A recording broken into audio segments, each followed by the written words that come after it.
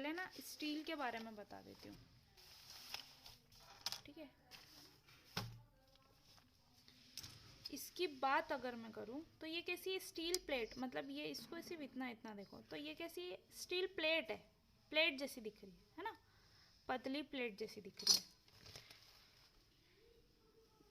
मैंने आपको last time भी समझाए थे स्टील के कुछ शेप। ये कौन सा सेक्शन है हमारा, कौन सा सेक्शन है ये हमारा, आई सेक्शन, आई सेक्शन। ये कौन सा सेक्शन है हमारा, एल सेक्शन, ठीक है।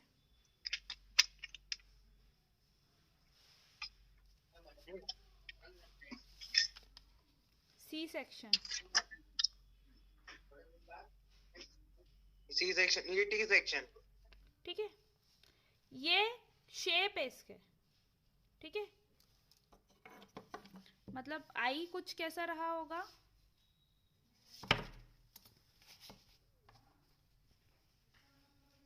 ठीक है, ऐसा रहा होगा, है ना। समझ लो यार, ये ऐसा, ये टिक नहीं रहा है।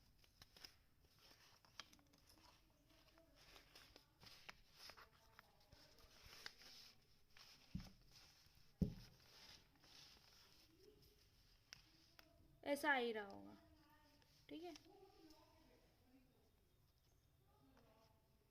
है ना। मतलब ये अगर लेंथ वाइज देखेंगे तो ऐसा लंबा दिखेगा, ऊपर से ये थोड़ी दिखेगा कि ये आई है कि क्या है। समझ में आ रहा है। इसका अगर हम 3D विजुअलाइज करेंगे तो कैसा दिखेगा ये, ऐसा।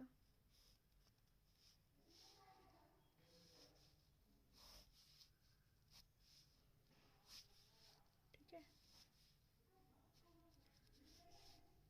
ऐसा दिखेगा। लंबाई में स्टील गर्डर ऐसी दिखेगी। हाँ मैडम ऐसी दिखेगी, है ना। मतलब ये अगर हम ये इधर से देख रहे हैं तो हमको इसका क्रॉस सेक्शन दिख रहा है, और ऊपर से देखने पे हमको सिर्फ एक ही लंबी की लंबी प्लेट दिखेगी। आ गई बात समझ में? Yes madam.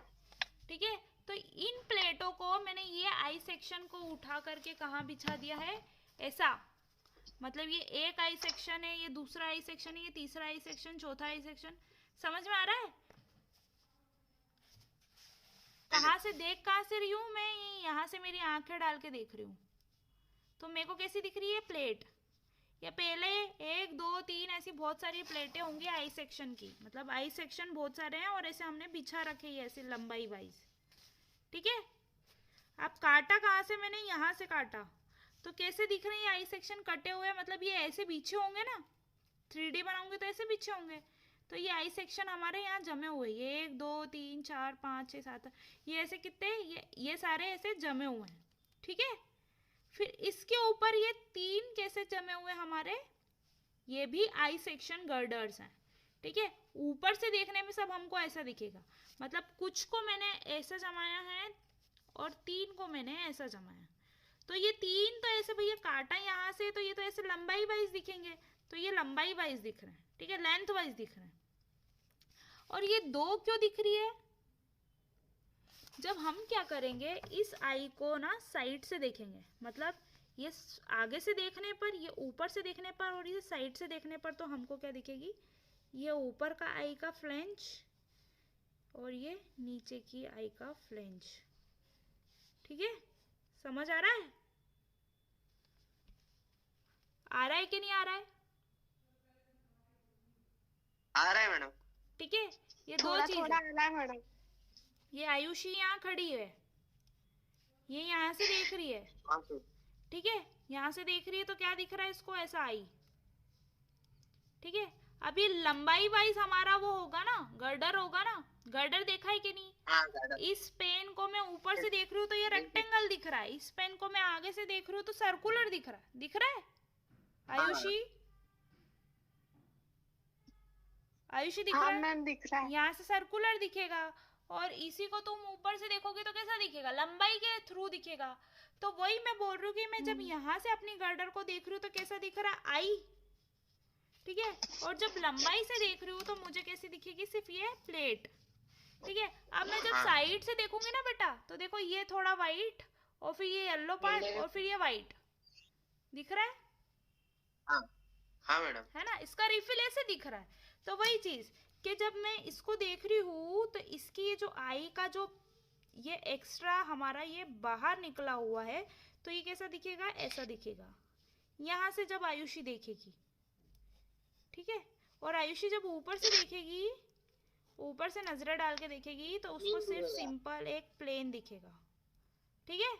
जब आयुषी यहाँ से देखेगी तो उसको क्या दिखेगा, एक दो ऐसी पट्टी जो बाहर की साइड उभरी हुई होंगी, एक ऐसी अंदर वाली पट्टी, फिर ये एक नीचे वाली पट्टी। आ गई अब बात समझ में आयुषी? हाँ मैम। ये सैनिटाइजर की बोतल को मैं नीचे से देख रही हूँ तो मुझे सर्कुलर दिख रहा है, मतलब जब आई सेक्शन को मैं यहाँ से देखूंगी तो आई जैसा दिखेगा, ठीक है। और मैं जब ऊपर से देख रही हूँ तो सैनिटाइजर की बोतल थोड़ी मेरे को समझ में आ रही कि ये गोल है कि कैसी है, तो मुझे कैसा दिख रहा है, ऐसा रेक्टेंगल दिख रहा है ना। तो ऊपर से देखने पे हमको आई सेक्शन कैसा दिखेगा, सिंपल रेक्टेंगल। और जब मैं सैनिटाइजर की बोतल को आगे से देख रही हूँ तो मुझे दिख रहा है कि ये हाफ भरा हुआ है, ठीक है। ये मैंने साइड व्यू लिया, side view, front view, top view. तो टॉप व्यू मतलब हमारा प्लान, फ्रंट व्यू मतलब ये। अब मैंने क्या करा, ये जो बिछे हुए सैनिटाइजर की बोतल थी इसको क्रॉस सेक्शन थ्रू ए से मैंने इसको काट दिया। काटने के बाद सपोज ये खुरदुरा साइड कटा हुआ मेरे को कैसा दिख रहा है, सर्कुलर। तो काटने के बाद मेरे को मेरा ग्रिलेज फाउंडेशन कैसा दिखेगा, आई सेक्शन। क्योंकि हम ये ऊपर से देख रहे तो हमको आई सेक्शन पतले पतले पट्टे या प्लेट वाइज दिख रहे हैं।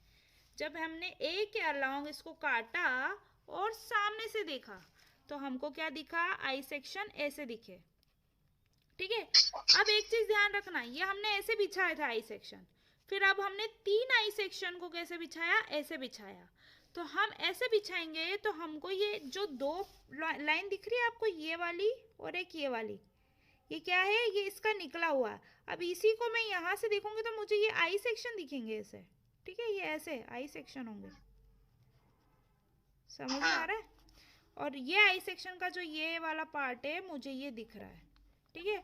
अब ये जो होल है ना, आपको ये गड्ढे दिख रहे हैं, ये मतलब हमने क्या करा है, इसमें जो प्लेट्स लगा करके जॉइंट लगाए। जब आप स्टील पूरे से पढ़ोगे तो आपको अलग अलग प्रकार के जॉइंट्स दिखाएंगे। अब ये वाली जो प्लेट दिख रही है, ये कौन सी प्लेट है हमारी, जो ये 700 बाय 700 mm की जो हमारी प्लेट है, जब हम इसको साइड से देख रहे हैं तो ये कुछ ना कुछ मोटाई के साथ में ये वाली प्लेट दिख रही है। आई बात समझ में? फिर अगेन ये जो खड़ा हुआ है ये हमारा एक आई सेक्शन खड़ा हुआ है, ठीक है। वापस से ये खड़ा हुआ है। ये आपको जब डायग्राम बनाना समझ में आ जाएगा ना, उसको इमेजिन करना समझ में आ जाएगा, तो ये पूरी होल असेंबली और होल आपके क्रॉस सेक्शन समझ में आने लगी। तो grillage foundation is nothing but the हमारा whole assembly is made up of the steel members which is consist of the I sections. समझ में आ रही है बात? ये देखो, यस मैडम। ISLB, ठीक है। IS मतलब इंडियन स्टैंडर्ड, हमारा क्या बोलते हैं, L और B, मतलब ये अलग अलग हमारे स्टील के वो होते हैं, मतलब नंबर्स होते हैं कि कौन से नंबर की कौन सी प्लेट है, ठीक है। तो ये था हमारा IS मतलब इंडियन स्टैंडर्ड, मतलब हमारे जो RSJ, ये इसी को बोल रहे हैं हमारे जो मेंबर्स है आई सेक्शन वाले।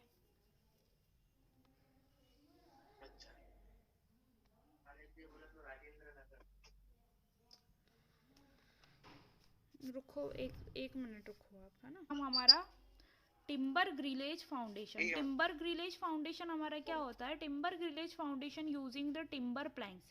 जहाँ हमने क्या लगाया था, स्टील फाउंडेशन में हमने स्टील की जो आई सेक्शंस लगाए थे, रोल्ड स्टील जॉइस्ट लगाए थे, वहीं पे हम क्या करते हैं, हम वहाँ पे हम टिम्बर का यूज़ कर लेते हैं, ठीक है। इसमें हमारा जो पूरा फाउंडेशन का असेंबली बनता है वो कैसे बनता है, वुडन प्लैंक्स के ऊपर बनता है। ठीक है, मतलब हमने ऐसे खड़े पट्टिए लगाए, फिर ऐसे आड़े पट्टिए लगाए हैं, फिर एक टिम्बर का प्लेट लगाया है, और फिर हमारे टिम्बर का ही कॉलम खड़ा करा है। आ रही है बात समझ में?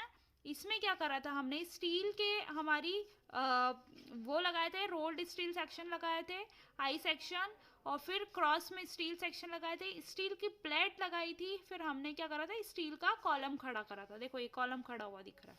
ठीक है, उसी जगह पे हम क्या करते हैं, timber grillage foundation using the timber planks and the timber beam can also be use to support heavy loads on poor soil. मतलब बेकार मिट्टी पर हैवी लोड्स को सपोर्ट करने के लिए भी हम टिम्बर ग्रिलेज फाउंडेशन का उपयोग करते हैं। But such foundation should be adopted under the circumstances when the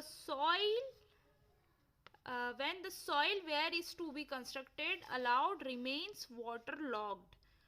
मगर हम इसका उपयोग सिर्फ वहीं करेंगे जहाँ पे हमारी वाटर लॉक्ड, मतलब हमारा वाटर लॉक हो जाता है, पानी फ्लोइंग कंडीशन में नहीं रहता है, या हमारी मिट्टी में पानी का ज़्यादा आव नहीं हो, उसी मिट्टी में हम कौन सा फाउंडेशन यूज़ करेंगे, हमारा टिम्बर वाला ही। मगर आप भी जानते हो, मैं भी जानती हूँ, पानी नहीं भी हुआ तो हमारी मिट्टी में क्या मौजूद रहते हैं, बैक्टीरियाज और इंसेक्ट्स मौजूद रहते हैं। ठीक है, कीड़े मकोड़े मौजूद रहते हैं, जो क्या होते हैं, बड़ी आसानी से हमारी टिम्बर को पकड़ लेते हैं। ठीक है, कीड़े मकोड़े मतलब टिम्बर मेनली पानी से दिक्कत है इसको, और कीड़े मकोड़ों से दिक्कत है। ठीक है, आप भी जानते हो, मैं भी जानती हूँ। मगर क्या बोलते हैं, जहाँ पर हमारे वाटर लॉक्ड कंडीशन है, मतलब पानी की आव ज़्यादा नहीं है, हम उसी मिट्टी में इस प्रकार का फाउंडेशन या नींव बनाएंगे। In this foundation no concrete block is used. इसमें हम क्या करते थे, स्टील की जो रॉड्स होती थी उसके बाद में हम इसमें कंक्रीट पोर करते थे, मतलब कंक्रीट कूड़ते थे या कंक्रीट से बनाते थे। मगर वहीं हम क्या कर रहे हैं, हमारा जो टिम्बर फाउंडेशन है इसमें कंक्रीट के कोई भी ब्लॉक का उपयोग नहीं करेंगे, but instead of timber platform is used. और किसका उपयोग करेंगे, सिर्फ और सिर्फ टिम्बर प्लेटफॉर्म का। Timber platform consist of 50 mm to 75 mm thickness plank, मतलब इनकी मोटाई 50 mm से 75 mm के प्लैंक या जो पटिए हैं वो होते हैं। इस प्लेस टचिंग ईच अदर, मतलब एक दूसरे को चिपकाते हुए हम इसको लगाएंगे। इसमें क्या गैपिंग में हमने लगाया था। ठीक है, touching each other above this platform lower tyre scantling nearby of 80 mm to 120 mm size placed covering the full length। फिर हमने क्या करा है, इसके ऊपर ऐसे हमने कैसे लगाया, पहले तो हमारे ऐसे नीचे वाले लोअर प्लैंक्स हमने लगाए, फिर उसके ऊपर हमने क्या कर रहे हैं, ऐसे आड़े पटिए लगाए। ठीक है, पूरी लेंथ को कवर करने चाहिए ये पटिए। ठीक है, breadth of the rectangular platform. Lastly the heavy log is used for the center scantling and the lower tier of the timber column is centrally placed over it shown in the figure। The load from the timber column is transferred to the lower tier of the scantling through the heavy log placed directly below the place covering the length and the width below the column। Lastly, the lower tier scantling nearly 80 mm to 120 mm size place covering the length and the breadth of the rectangular platform। फिर क्या करा हमने, ऐसे आड़े पट्टियों के ऊपर में हमने एक हमारा टिम्बर का प्लेट लगाया या फिर लॉग लगाया। लॉग मतलब जो टिम्बर के गटके होते हैं या मोटे पट्टिए होते हैं उसको क्या बोलते हैं इंग्लिश में, हम लॉग्स बोलते हैं। तो हम क्या करेंगे, पहले हमने खड़े पट्टिए लगाए, फिर हमने क्या करा, आड़े पट्टियों को लगाया, फिर प्लेस्ड करा, और फिर टिम्बर का ही हमने एक लॉग खड़ा करा। ठीक है, जिसको हम क्या बोलते हैं, हमारा कॉलम। ठीक है, डायरेक्टली हमारा कॉलम पे लोड आएगा, और लोड किस पे, प्लेट पे ट्रांसफर करेगा, प्लेट किस पे ट्रांसफर करेगी, हमारे आड़े पट्टियों में, फिर आड़े पट्टी हमारे खड़े पट्टियों के ऊपर लोड ट्रांसफर करेंगे। इस टाइप के फाउंडेशन को पूरा हम टिम्बर से बनाते हैं, मतलब वुड से बनाते हैं। तो हमारा कौन सा फाउंडेशन कहलाता है, हमारा टिम्बर ग्रिलेज फाउंडेशन। आया बात समझ में? Yes madam. ठीक है, मगर क्या ये आज की तारीख में मैं बनाऊंगी या यूज करूंगी? नहीं। क्यों नहीं करूंगी? क्योंकि ये जल्दी खराब हो जाएगा। हाँ, और इसको इसमें रिपेयरिंग की भी मरम्मत जरूरत ज्यादा पड़ती है बार बार। लगेगी, हमको मेंटेनेंस इसमें ज्यादा लगेगा। और कभी भी हम मेंटेनेंस हमारे सुपर स्ट्रक्चर में कर सकते हैं, मतलब वे स्ट्रक्चर जो धरती के ऊपर बने होते हैं उसमें इजीली हमारा क्या हो जाता है, मेंटेनेंस कार्य या मेंटेनेंस वर्क हमारा पॉसिबिलिटी उसमें ज़्यादा होती है और अच्छे से हो जाता है। मगर वहीं हम बात करते हैं हमारे अंडरग्राउंड स्ट्रक्चर की या हमारे सब स्ट्रक्चर की, तो वहाँ पे मेंटेनेंस का प्रॉब्लम होता है। ठीक है, तो उसी जगह पर हम ऐसा वीक स्ट्रक्चर अगर बनाते हैं या ऐसा जिसमें हमारे मेंटेनेंस का ज़्यादा रिक्वायरमेंट है, हम वहाँ पर ऐसे स्ट्रक्चर या ऐसी टिम्बर या वुड का उपयोग इग्नोर करेंगे। ठीक है, आई बात समझ में? इसमें भी दिक्कत आती है एक तरह की। कौन सी दिक्कत आएगी?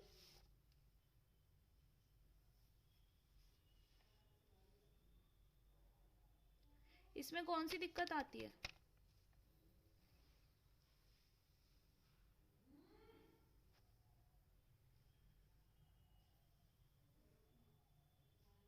क्या आवाज नहीं आ रही क्या सक्षम?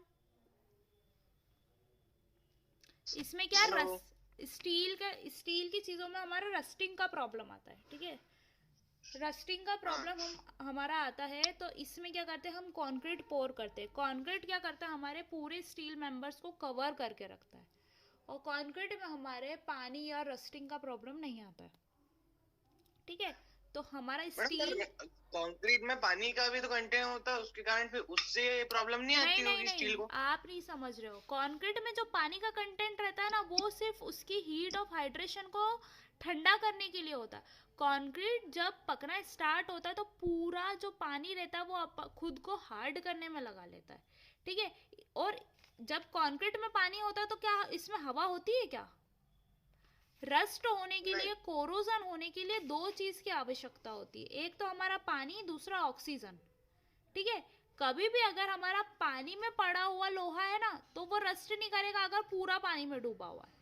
अगर उसके ऊपर, लोहे के ऊपर थोड़ा सा पानी है और हवा है, मतलब ऑक्सीजन है, तब वो रस्टिंग होना स्टार्ट होती है उसकी। आई बात समझ में? दो चीज की जरूरत होती है। मगर जब हम कॉन्क्रीटिंग करेंगे तो माना आपकी बात मानते कि कॉन्क्रीट गीली अवस्था में होगा, मगर उसके अंदर ऑक्सीजन नहीं होगी, वो पूरा सुखाने में ही पूरा हार्ड होने में अपने पानी को सुखा लेगा और ऑक्सीजन उसको प्रोवाइड नहीं होगी। आ रही है इतनी बात समझ में? हुआ डाउट क्लियर आपका? Yes madam. ठीक है, और कोई डाउट?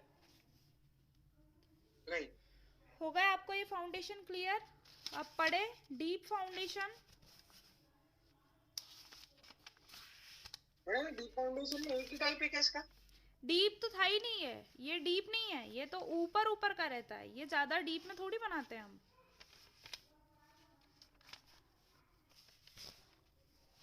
ठीक है मैम। ठीक है,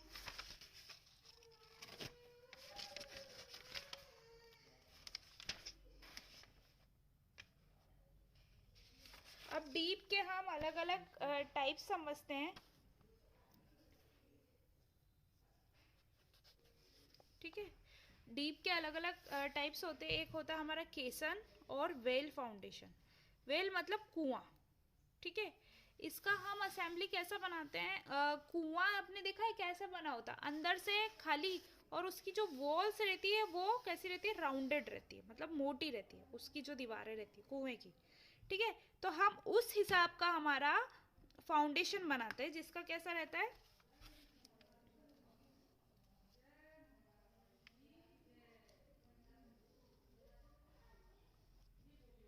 ये क्या है मैडम? ये हमारा फाउंडेशन का क्रॉस सेक्शन है, वेल फाउंडेशन का। जो ताजमहल में हुआ है? नहीं, उसमें फाउंडेशन, वेल फाउंडेशन बना हुआ है क्या उसमें?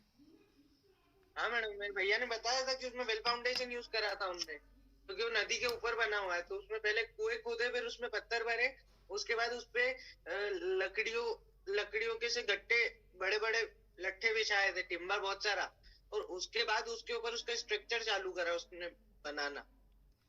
हाँ, इसका वीडियो हम देखेंगे, उसका वीडियो हो गई, मतलब ऑलमोस्ट हो सकता है हमको ये इन्फॉर्मेशन मिल जाए वीडियो पे भी, ठीक है।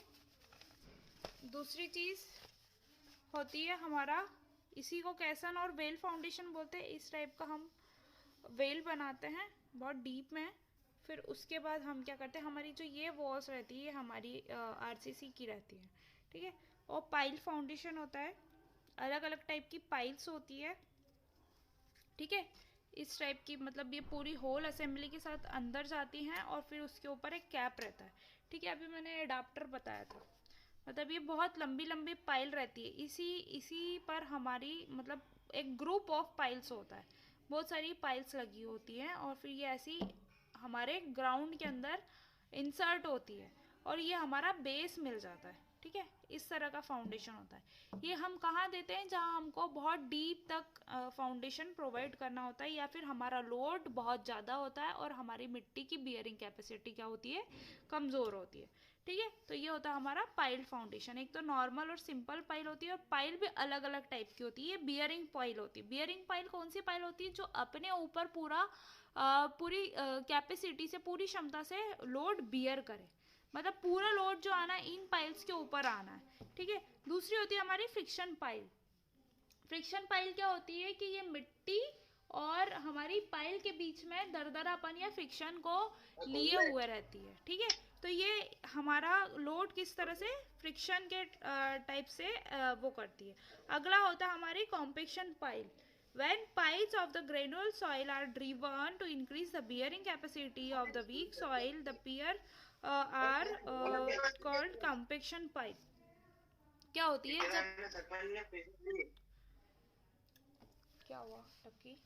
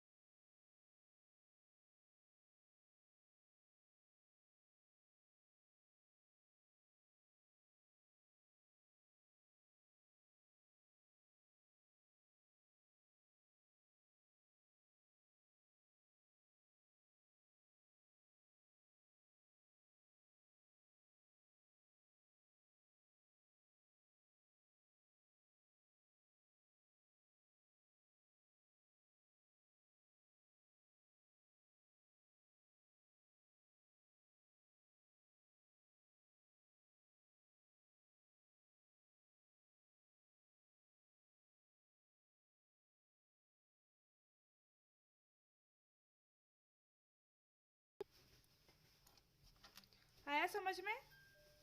बियरिंग पाइल्स, फ्रिक्शन पाइल्स और कॉम्पेक्शन पाइल्स।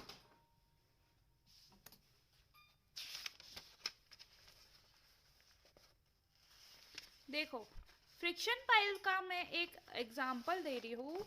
ये होती है हमारी अंडर रिम्ड पाइल, ठीक है, सिंगल अंडर रिम्ड पाइल, जिसमें हमारा जो फ्रिक्शन के लिए रिम्ड प्रोवाइड की जाती है, मतलब शेप प्रोवाइड किया जाता है, वो सिंगल ही रहता है। सिंगल वाली में सिंगल रहता है और डबल रिम्ड में हमारे डबल फ्रिक्शन बियर करने के लिए हम रिम्ड बनाते हैं, ठीक है। ये सिंगल रिम्ड पाइल है और ये पाइल हमारी कंटिन्यू हो रही है, बहुत डेप्थ तक हम इसको ड्रिवन करते हैं, मतलब घुसाते हैं, इंसर्ट करते हैं। फिर उसके ऊपर होता है हमारा पाइल कैप। फिर उसके ऊपर हम क्या करते हैं, हमारा फर्दर कंस्ट्रक्शन स्टार्ट करते हैं। ऐसे ही हमारी अगर डबल रिम्ड पाइल की बात करते हैं तो हमारी इसमें डबल रिम्ड डली हुई होती है। ये एक बेस्ट एग्जांपल है फ्रिक्शन का या फिर फ्रिक्शन पाइल का, जो घर्षण के द्वारा, जो फ्रिक्शन के द्वारा अपने ऊपर लोड को बियर करे हुए रहती है, ठीक है। जब ये ऊपर जाने की या नीचे धसाव की स्थिति की बात करते हैं तो ये फ्रिक्शन के द्वारा हमारी मिट्टी क्या करती है, अपोज करती है, रोकती है फ्रिक्शन होने को।